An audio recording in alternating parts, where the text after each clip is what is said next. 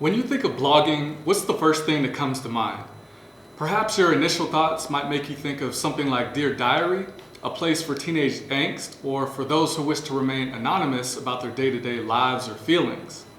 While this might have been the case around 10 to 20 years ago, blogging has now grown into a reputable skill that can become a very powerful weapon for those who use it wisely.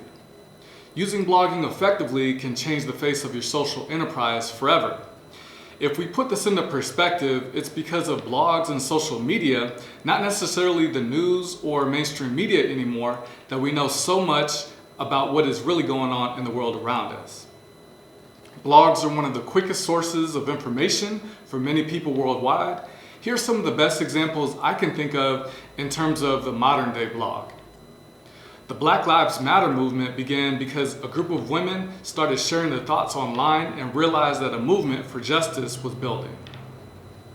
If Philando Castile's girlfriend did not turn on her camera phone and go on Facebook Live after the police unnecessarily shot him to death in their car, the public would not have been moved as much to act. If the water protectors from the Standing Rock Sioux tribe did not start telling their own story online, people throughout the country would not have known that their land and their culture were being threatened by a pipeline.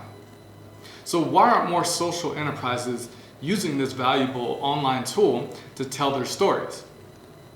Well, if you look at the numbers, only about 37% of social enterprises are blogging regularly. Very few of them are creating infographics and ebooks, which help you drive even more traffic to your blog over time. If your social enterprise falls into this category, don't trip. There are some simple steps that you can take to improve your marketing strategy. And I know what you're probably thinking right now. I get that blogging is important, but I'm busy. How often do I need to post? Which types of content should I provide? How long is an ideal blog post? Will people even read it? And how will a blog post translate into money for my social enterprise? Let me explain. If you want to build a following on your blog, then you need to be frequent and consistent. This is an absolute priority because not posting regularly will result in your visitors losing interest and no longer looking up your website. If they check several times and your website is the same as it was last time that they looked, then this means they will likely give up. The very minimum you should be posting then is once every 2 weeks. If you do this, then you should also post on a consistent day and make sure that you're always on time. You can take this one step further by producing at least one blog post a day. That might sound like a lot, but there's proof that this works. Think of any of the top blogs that you like to read on a regular basis. How many blog posts do they have? In all likelihood, they probably post multiple times in a single day or at least once a day. And if you're a social entrepreneur hoping to make money from a product sold on your website, then the main activity you should be engaging in is writing your content and then promoting your content. In terms of length, most marketing experts now recommend aiming for longer form content. Anything that's 1,500 words and over will be able to provide much greater depth and much more insight compared with something that is just 500 words. Evidence provides that these longer posts tend to be better at creating trust and authority, and they also tend to be shared more.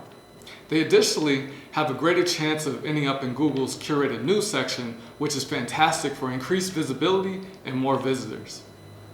The only problem is that writing one or more posts a day at 1,500 words each could become quite the impossible task for most brands and even most bloggers.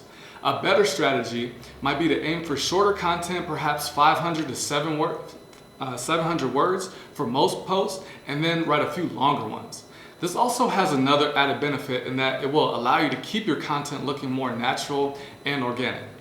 When every single blog post on your website is roughly similar in terms of size and structure, then this actually can be a bad thing from an SEO perspective. To Google, too much consistency doesn't look organic.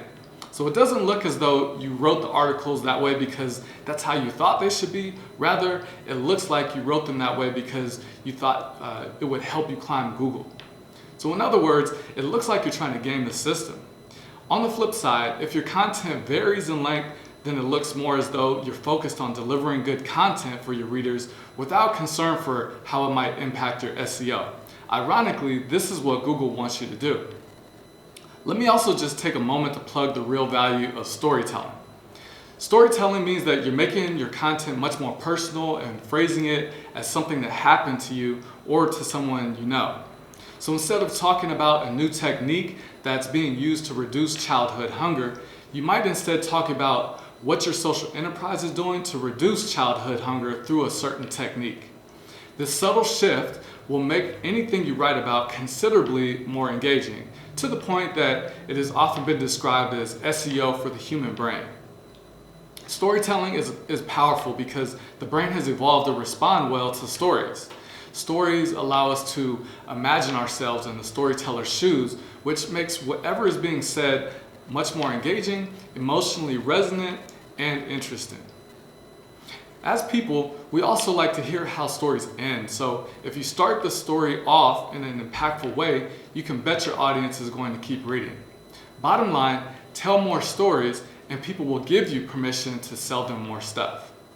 If you're still questioning whether your social enterprise really needs to have a blog, consider this 3-step content marketing formula.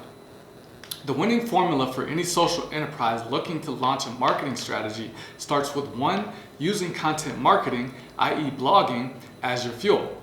Secondly, you share your content on social media to ignite the fire. Third, once you've got people's attention, connect with them using email to keep your sales or fundraising engine going. It's that simple. Now, who remembers the real world?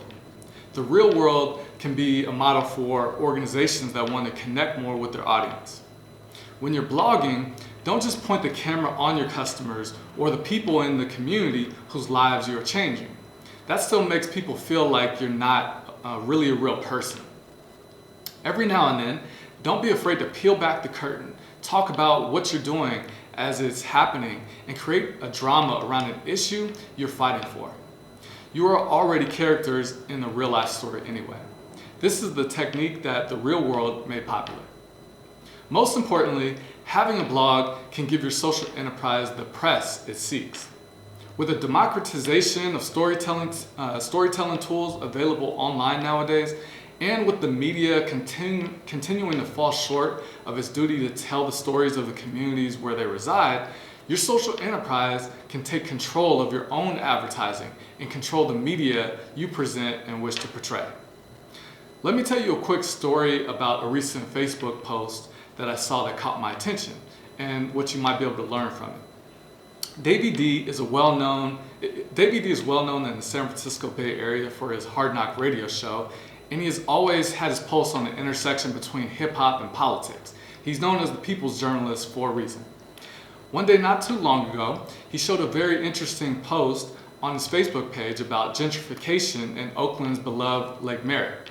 At the time, the popular community gathering hole was starting to become, and it still is in many ways, a hot spot for controversy after a few white people contacted the city about noise complaints because a group of mostly black and brown folks started drumming in the park.